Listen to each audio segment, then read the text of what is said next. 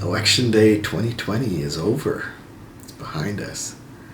Now, I can't see into the future, so I don't know what the results were. I'm recording this earlier in the week. But here's something I do know. I do know that there's a group of people that are extremely happy that the election turned out the way it did. I also know that there's a group of people that are very unhappy. There's a group of people that are optimistic, looking forward to the next several years and what this country can become. And I know there's people that are looking at the next several years with fear. You know, we live in a crazy world. We live in a world that is paralyzed by a pandemic right now. We live in a world where millions of people have to fight for just fight to get food to eat. You know, we live in a country where sometimes it seems like people's politics are more important to them than the basic decency and justice for their fellow human beings. We live in a country where people are more obsessed with being right than doing the right thing. It's so easy to focus on that kind of thing, though, isn't it? And sometimes we can't see the light at the end of the tunnel. You know, I remember years ago when I was a kid, my family lived in the Philippines, and you know, every year the Philippines would get hit by several storms. They were called typhoons down there. In the U.S. we call them hurricanes. And every year the town that we lived in would be hit by a couple of hurricanes. Most of them not a big deal. Some wind, some rain. School was out the next day. A couple of tree branches would fall down, but then life would keep going. Every year, however, there was one, maybe two of them that would hit that were big ones. In November of 1987, yes, I know, it's a long time ago, but I still remember it very distinctly. November of 1987, Hurricane Sisang was supposed to make landfall. I remember the day that it was expected to make landfall close to the town I lived in. The entire town was preparing for this. We tried to reinforce windows. I remember in our house we picked everything up off the floor just in case there was flooding. Took some stuff upstairs, put stuff on tables and chairs, covered things with tarps. We did everything we could. As the day went on, the rains got harder and harder and harder. As it started getting darker, the electric company went ahead and shut down the electricity to the entire region in preparation for the storm. I remember the winds and the rain and the dark and not knowing what was going to happen. There was so much wind, so much rain, so much flooding that the entire bottom part of our house was flooded. There was water flowing through the downstairs like the house didn't exist. All the preparations we had done to the windows didn't matter. They all got destroyed. But the house still held. And I remember just huddling in the upstairs, just hoping that our roof stayed on, hoping that our house didn't crumble. Sometime during the night after the worst of the storm had passed, I remember falling asleep. Next morning we woke up, the sun was out, and as we left our house, I remember most of the trees on the street were no longer there. Most of our neighbors had either lost their roofs or their entire houses had fallen down. In fact, this storm accounted for the deaths of over several hundred people. Over 80% of the homes and buildings in that area were destroyed. And throughout the country, over 140,000 people were homeless. We were lucky.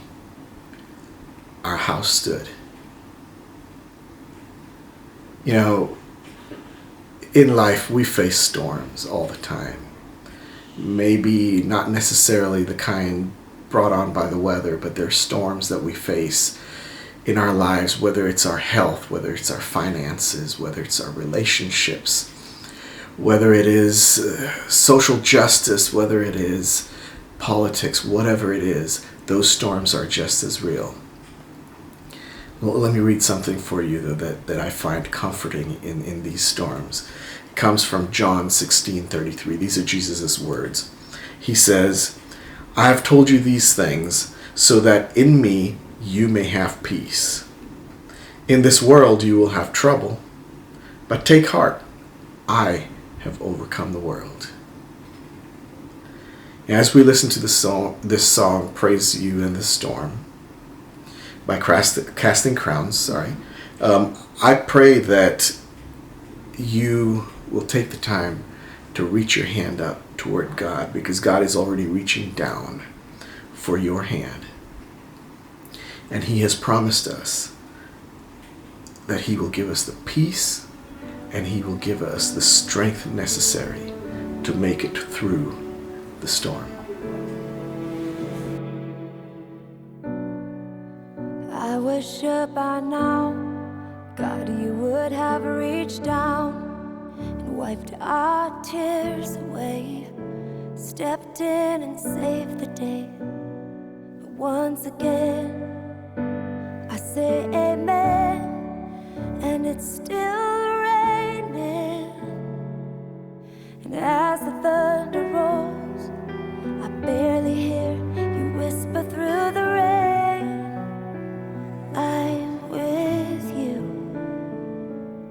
And as your mercy falls, I raise my hands and praise the God who gives and takes away. And I'll praise you in this storm, and I will lift my hand, 'cause you are who you are, no matter where I am. And every tear I've cried, you hold in your hand, never left my side.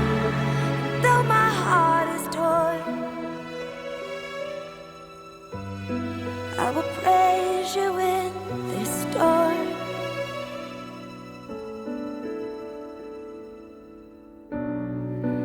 I remember when I stumbled in the wind. You heard my cry, you raised me up again. My strength is almost gone. How can I carry on if I can't find you? But as the thunder rolls, I barely hear you whisper through the rain, I'm with you. And as your mercy falls, I raise my hands and praise the God who gives and takes away. And I'll praise you in this storm, and I will lift my hands, 'cause you are who you are, no matter where I am. And every tear I've cried, you hold in your hands, you never left my side. And though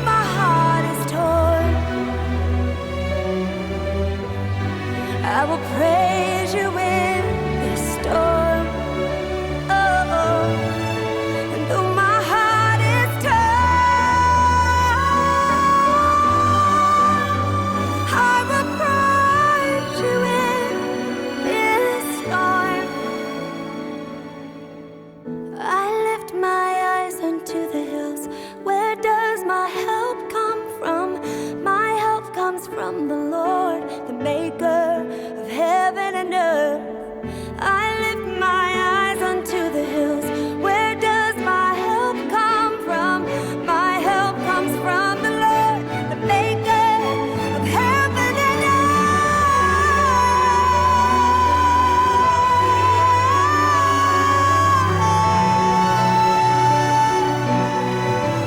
You are my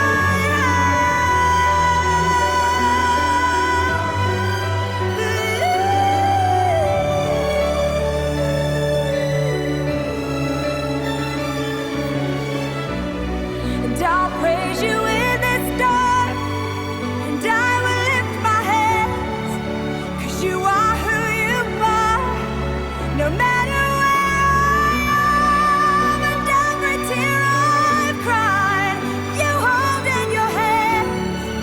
You've never left my side, though my heart is torn.